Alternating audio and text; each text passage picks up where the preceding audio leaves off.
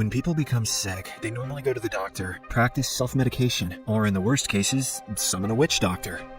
However, when our protagonist's sister falls sick with a deadly and incurable disease, she decides to go to extreme lengths, something which has never been done before. She actually goes to Egypt, resurrects one of the dead mummies, and orders it to treat her dying sister. The plan is a risky one, but it is the only hope she has. Following this, the movie cuts to a few days in the past. In Paris, a middle-aged man named Choupard is heading back home after a long day at work. He's drunk, disheveled, and in desperate need of relieving himself. With nowhere to go, Choupard decides to answer nature's call in the most unconventional of places, right in front of a massive statue. However, as he is about to finish, a strange light emits from nearby, causing him to run away in fear. It was probably the cops. Pro tip, don't pee on the street in Europe unless you want to go to jail. The scene then cuts to the home of an eminent professor of physics, Marie-Joseph, aka Jose. He has decades of experience in the field, and many believe that he can even perform witchcraft. Jose also has extensive knowledge of ancient Egypt, and at the moment, he is busy with telepathic experiments. He holds the belief that life is possible after death. Following this, we are taken to the National Museum of Natural History, where a huge 136 million year old egg of a pterosaur is kept. Lo and behold, Jose makes use of his telepathic powers to hatch the old egg, and a massive pterosaur emerges from it. It turns out the professor can control the bird's physical movements, so he makes it fly through the glass ceiling. However, when he loses focus for a split second, it lands on top of a passing car. This results in a deadly crash, killing all the passengers inside. Coincidentally, Choupard witnesses the incident and reports it to the police. In the report, he details how a dinosaur caused the car to fall into the river. When the general public gets to know about this, they are left in utter shock. Many of them even stop going to work, fearing that the dinosaur may attack them too. Therefore, the President of France orders the national police to make the case their top priority. We are then introduced to Andrei Zborowski,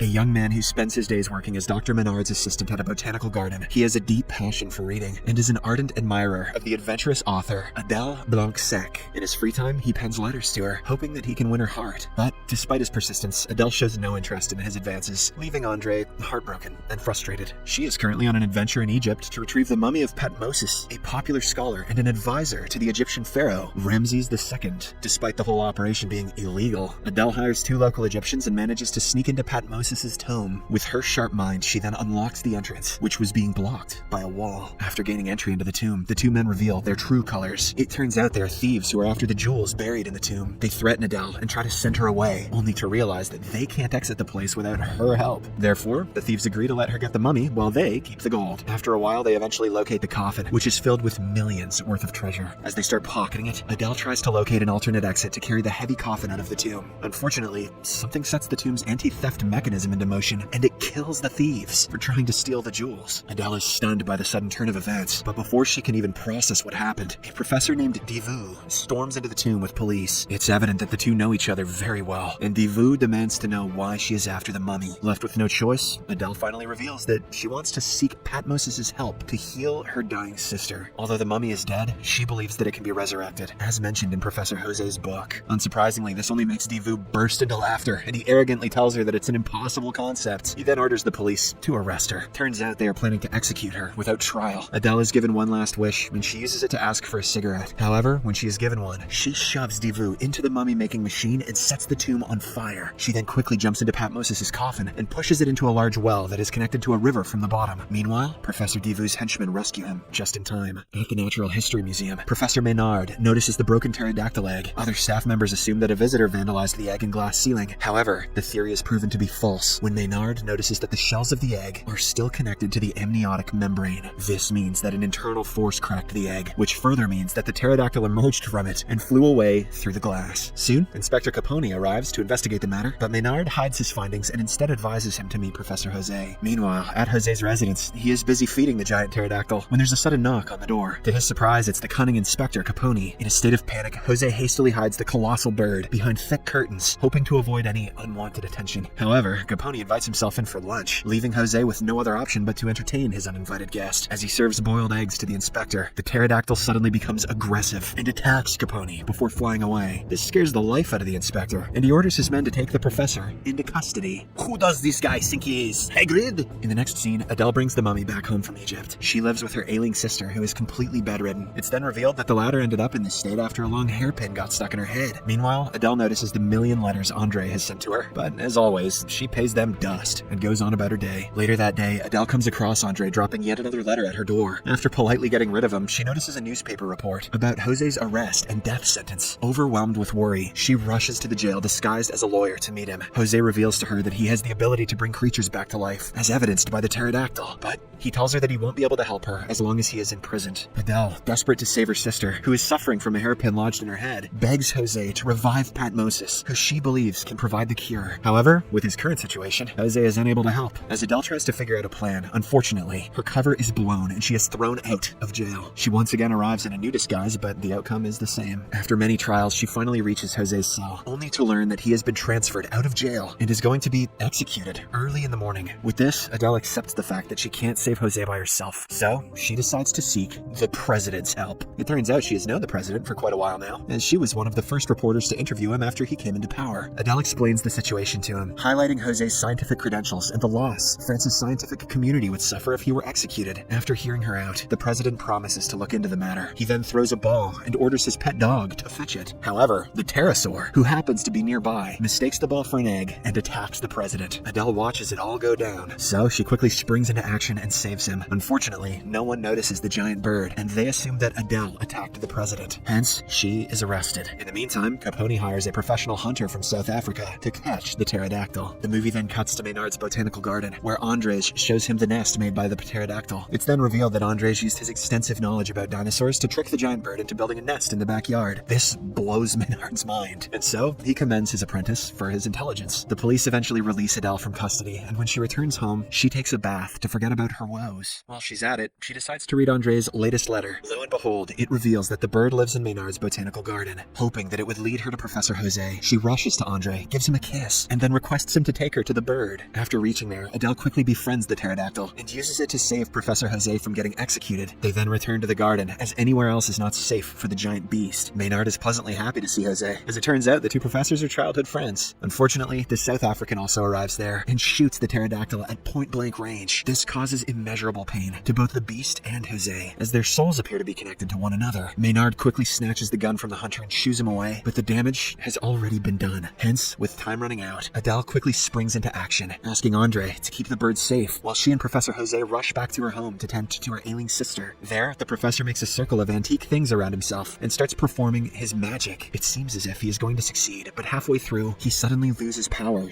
and dies. This devastates Adele and she seemingly gives up. However, her sorrow is short-lived, as she soon discovers that Jose actually resuscitated Patmosis before passing away. It turns out the pharaoh's medical doctor was actually buried right next to him. Oh, that helps this make sense. A flashback then reveals that Adele's sister got injured during a tennis match between the two. During the game, Adele accidentally struck her sister on the forehead with the ball. As a result, the latter fell on her back, with her head landing on her hairpin. The whole story makes Patmosis emotional, and he expresses regret over not being able to help her. However, he makes a revelation that Jose's telepathic power must have resuscitated the dead within a 2-kilometer radius. This gives Adele hope, and she rushes to the Louvre, where the mummy of Ramses II and his servants have been put on display. She takes her sister and Patmosis along with her as well. The latter helps them gain entry into the museum, and when they are almost caught, he puts the guards to sleep. Go to sleep. In the next scene, Adele locates the mummies and wakes them up from deep sleep. Patmosis then explains her sister's ordeal to the pharaoh and requests that he allow his personal doctor, Nosebus, to cure her. However, this only infuriates the pharaoh, as he thinks he's been disturbed for such a trivial affair. Just when it appears as if all hope has been lost, Adele